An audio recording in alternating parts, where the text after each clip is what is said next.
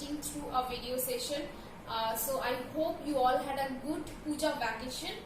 Today's session we will start from chapter number 1 from your textbook, and the name of the chapter is Interpretation of Topographical Map.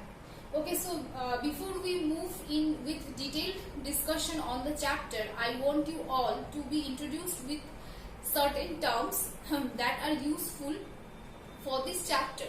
Okay, so first term is topographical map. So let us know what is topographical maps. So these are the large scale map that shows both natural and man-made features. So remember, this is a large scale map and showing two features, natural features and man-made features. So in a topographical map which has a large scale and also show two features, man-made features and natural features. Now what is natural features? Natural features means mountains, then river system, then vegetation. These are the natural features we can see. Man-made features like settlement, roads, industries, agricultural activity, then livestock farming. These are the activities. Then like post office, market. So all are the objects we can see or we can read in a certain place with a proper scale we can see through topographical map. Okay, so this is the definition of topographical map. It is important to know more about the chapter. Okay, next important term is contour line. Okay, now let us see what is contour line. A contour line is an imaginary line that connect all points having the same height above the mean sea level. That means contour line is an imaginary line that connects all the height, all the area which has similar height. That is contour line. Okay, now let us draw a contour line. That graph will help you to understand contour line. When you will see a topographical map, you will see n numbers of contour lines there. Okay, let us see the graph of contour line. So this is how it will look like. Okay, suppose this is 500 meter. So that's why I am writing here meter. Now this is second contour line. This is 5, so it's 400. Third one 300.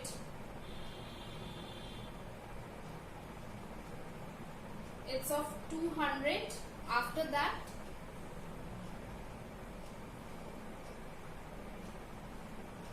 100 meter. So these are the gappings or interval. I take 100 meter in each contour lines, but in a topographical map there are 20 meters gapping between two contour lines. So this is how a contour line look like, through which different type of topography we can identify. And about this topography's relation with contour line we will discuss in details in this session. Okay, but for now just understand the graph, how contour line look like and how it draws. Okay, so this is a general idea on contour line.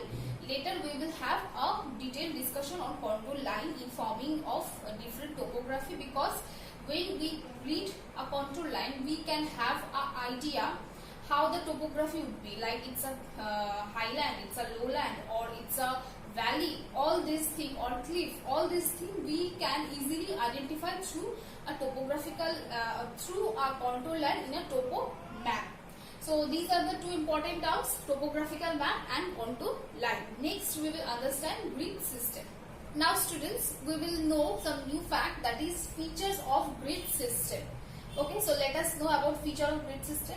Okay, first I want to give an idea about grid system. So what is grid system? Grid system is a network of easting and northing. Now this is the definition of grid system. So here we know about two new terms, easting and northing. So let us know about what is easting and what is northing. First I write here easting. So easting, the line that runs vertically called easting. So that some lines are running vertically is called easting. Please note this point, that vertical lines are easting in a topo map. Okay, so we done with easting. Next is northing. So the lines that runs horizontally called northing. So all horizontal lines, horizontal lines in a topo map is called northing. Okay. Okay. Don't mix up with vertical and horizontal because you have to remember vertical lines are easting and horizontal lines are northing. Okay. So this is important for grid system. So we are familiar with this easting and northing. Okay. Now in our early standard we must be introduced with the idea of latitude and longitude. So first I am talking about longitude. So longitudes are vertical lines, vertical imaginary lines that runs from north to south. So easting and longitudes are same because longitudes are vertical and eastings also are vertical lines. And latitudes runs horizontally. These also are imaginary line that runs horizontally from west to east. So we can say northings also latitudinal lines in a topo map. So easting equals to longitudinal line and northing equals to latitudinal lines. Okay. So I think till now it's clear. Now we will see the definition of grid square. Now let us see what is grid square. Easting and northing cross each other to form a square known as grid square. So easting and northing both crossing each other and that form a square, and that square name is grid square. Okay. So this is grid square. This is the definition of grid square where easting and northing is important. Now we will draw easting and northing so that the idea of this both will be more clear to you.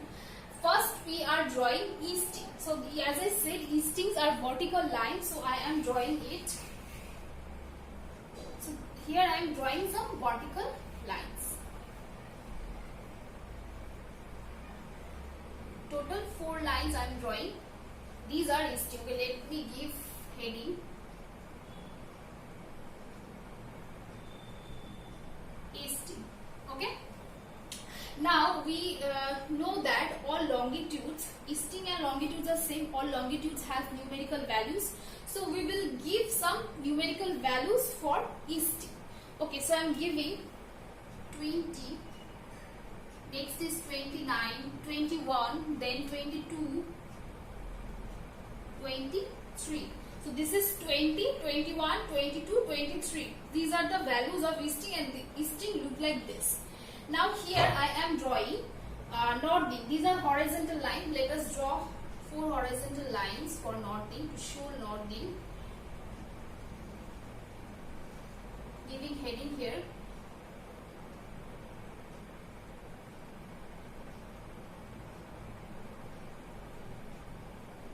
Northing. Okay. Now as we know that latitudes also has numerical values, so in the same way we will put values. Okay. 33, 32, 31 and 30. Okay, so these are the numerical value of northing which is denoting latitudes. Okay, so these are the different diagrams for individual definition. Okay, so this is easting and this is northing. I hope you are more clear with the idea of easting and northing. Now how grid square formed? By using easting and northing. To show that I need to erase one of them, so that's why I am erasing this northing. Okay, I will now draw this northing over easting. So it will look like this. 1, 2, 3, 4. Drawing 4 lines because I already drawn here 4 lines, so that's why I am drawing 4 lines. Okay, so let us give numerical value. It's a 33, 32, 31 and 30. As I gave here, so the similar way I am giving it here. Now erase this part. Erase this northing. Okay, so erase this northing. So here easting and northing both are present here in this diagram. So I am erasing also this heading northing because it's not now only showing, it's not showing easting only, it's showing both easting and northing. This is easting and these horizontal lines are Northing. So you can see that some square has formed because of the cross section of these two both. So these squares, these individual squares, we can call as grid system. So each of the square we can call as grid system. I hope the concept of grid system is clear. Okay. Now we need to know why we are learning all this grid system, easting, northing, latitudes, longitudes. Why we are learning all this?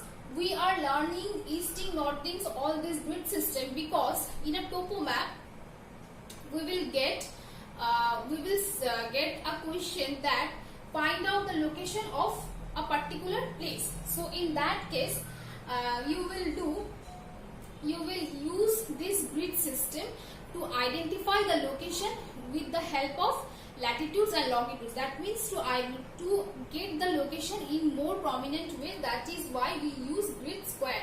So that's why we are learning it. Suppose in a topo map is given and the question is asked, find out this village. Find out this village. Then you will use easting and northing to find out the location of that village, and this method, the usage of method will be more scientific to identify that location. So that's why we are learning easting, northing and grid square. I hope this is clear. Now we will move to the next topic. We will see some more details about easting and northing. So we are familiar with the concept of easting, northing. We will see how easting and northing is representing values and what it represents, how we can locate a place or identify a place by using easting and northing. So let us see. The numerical value of easting increase eastward begins. So the numerical value of easting always increase eastward. So I am underlining it. Increase toward eastward. Okay, begins from the southwest corner. Similarly, the numerical value of northing increase northward. Okay, so understand this. In case of easting, the numerical value increase toward east, and in case of northing, the numerical value of northing is increased toward north. Now look at this look at this grid square. Okay, so these lines which I draw vertically, we know that eastings are always vertical. So these lines are vertical. These are representing easting. So let me read the numerical value of these eastings: 20, 21, 22, 23. So you can see this clearly that digit value is increasing toward east for the eastings. Okay, and these are the horizontal lines of northing, where I am reading these values. These are 30, 31, 32, 33. So you can see this clearly that the northing's value is increasing toward north. I hope this first point of easting and northing is clear to you. In one simple word, we can say that easting always, the numerical value of easting always increase toward east, and the numerical value of northing always increase toward north. I hope from this grid square it's clear. Now next point, let us see. Easting and northing are always give in 2 digits. So please remember, while you are writing any easting and northing, you have to write it in 2 digits. You cannot write in 1 digit, and this 2 digit you have to represent without changing the value of that easting. Okay, for example 01, 02, 03. Okay, suppose easting is 1.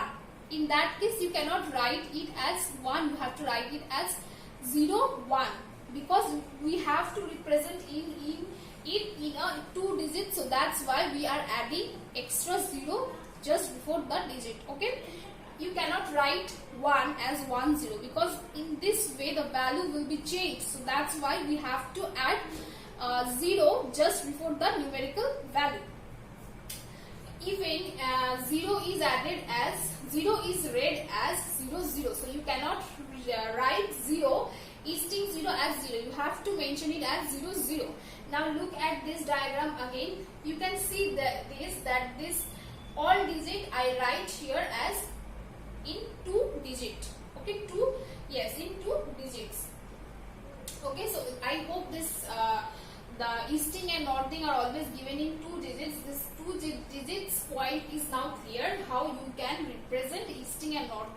okay, without changing its value and maintaining the digit number. Okay. Now this is the second point we are cleared. Now next move forward to the third point. Let us see.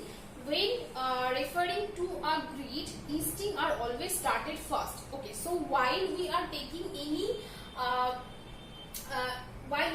any calculation, so we have to take read first easting, after that we will read northing. Okay, now let's see this grid. Suppose we have to read this grid, this first grid. Then how you will read? You will take first easting. So the first is 20.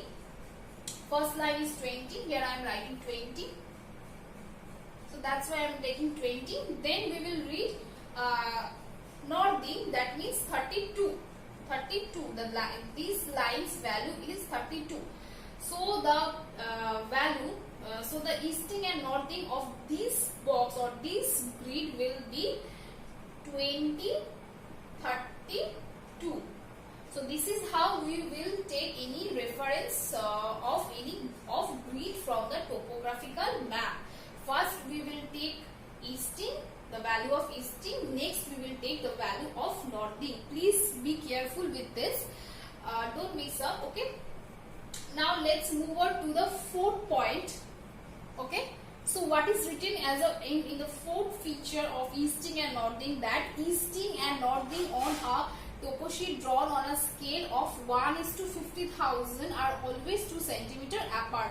So we know that every topo sheet has its scale, a statement scale and a RF scale, representative fraction. So in the RF scale it is 1:50,000. So in 1:50,000, while you will get your topo sheet, you will see that there is the RF is 1:50,000. So in this scale they are always 2 cm apart, which means they represents a distance of 1 km on the ground. So these easting and northings are 2 cm apart. That means if I take a topo map, then the distance between these two area is 2 cm. Okay, I am drawing a grid. Suppose this is a grid, it's a square. So this is 2 cm. 2 cm apart, and this length also 2 cm. Okay, so this is on paper. That I write here, it is on paper. Okay, so they represent a distance of 1 km on the ground. So in the ground, if this is on paper, while we will represent it on the paper, it will be 1 cm equals to 1 km on the ground. So that's why 2 cm, it will be 1 km on the ground. Okay, so 1 km here and 1 km here. So now you can tell me how we can take the area of any one grid. So as it is square, so we can do 2 into 2 centimeter equals to 4 centimeter. Area of any grid. Okay, so that's the area of any grid on paper, but on the ground,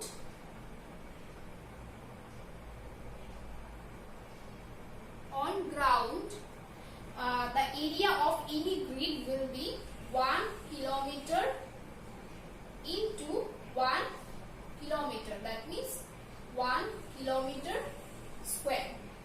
This is also centimeter square as we are measuring the area. Okay, so this will be the area of any grid on the ground will be 1 kilometer square for each of this box. That means this box has on the ground 1 kilometer, this box 1 kilometer, 1 kilometer, but on the ground they are 4 centimeter square, 4 centimeter square. I hope this idea of easting and northing is now clear, because and these are very important to understand, because there are questions that asked in your exam that take any grid reference by using easting and northing. So in that case you have to follow this information to solve the question. I hope this is clear.